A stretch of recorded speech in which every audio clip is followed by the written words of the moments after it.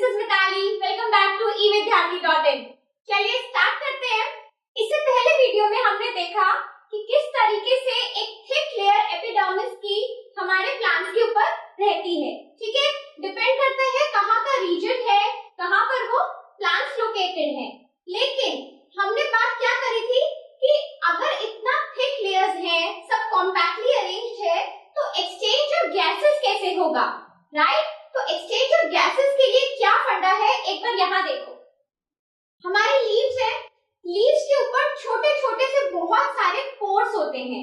Pores यानी कि अंदर बाहर होने के छोटे छोटे छेद। तो वो क्या करते हैं, इस टाइप का ये स्टोमेटल स्ट्रक्चर होता है। हमारे लीफ पे जो पोर्स होते हैं that are known as stomatal pores, और इन पोर्स को गार्ड करने के लिए they are enclosed within a kidney shaped cell. क्या कहलाए जाते हैं वो सेल? Guard cells. ठीक है, तो इसके through their is an exchange of gas. इस एरिया के थ्रू बाहर या अंदर आना जाना गैसेस का होता है, चाहे वो कोई भी प्रोसेस हो, फोटोसिंथेसिस हो, ट्रांसपिरेशन हो, you very well know about this process, right? तो उसी तरीके से एक्सचेंज ऑफ गैसेस कहां से होता है? लीफ के ऊपर प्रेजेंट हुए pores which are known as stomata. ठीक है, अब ये बात हो गई हमारे लीव्स के बारे में भी। अब रहता है कि स्टेम का क्या होगा। जैसे हमने बात करी कि हमारे रूट स्ट्रक्चर्स में एपिडर्मिस का क्या होता है, हमारे एरियल पार्ट्स में क्या रहता है। हालांकि स्टेम भी एक एरियल पार्ट का ही हिस्सा है, लेकिन स्टेम को होता क्या है? विद द एज, जैसे जैसे हमारा ट्री ओल्ड होता है, यहाँ देखिए एक बार प्लांट ट्री बना है, विद एज विद टाइम वो बूढ़ा हो रहा है, तो उसका जो स्टेम है वो टर्न कर जाता है बार्क में, या फिर आप कह सकते हैं कॉर्क, यानी कि तना। हमारे पेड़ का ब्राउन वाला जो हिस्सा होता है, विजिबल होता है, that is known as bark.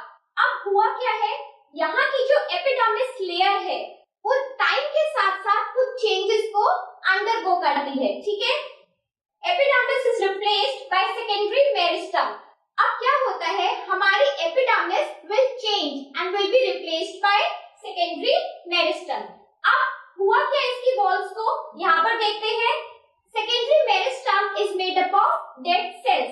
Basically जो हम ब्राउन पार्ट अपने ट्री का देखते हैं, आप यहाँ पे देख सकते हैं, जो भी बार्क वाला हिस्सा होता है it got replaced by secondary meristem and that consist of dead cells. ठीक है, अब डेड सेल्स करेंगे क्या?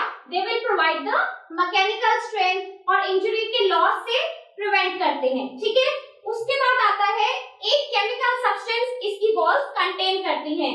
That chemical substance is known as suberin. ठीक है, क्या करता है ये? It impervious to gases and water. मतलब कि हमारी वॉल्स को, बेसिकली आपके बाग की वॉल्स को इम्पर्वियस रखता है टू गैसेस एंड वाटर, मतलब गैसेस और वाटर का लॉस नहीं होने देता है। So that is about the stem and that's the end of the epidermis of the plant. So I hope you all have understood। आपको कोई भी डाउट है, कुछ भी आपको डिस्कस करना है, मुझे कमेंट करिए। I'll help you out। Up till then, keep watching। Bye bye।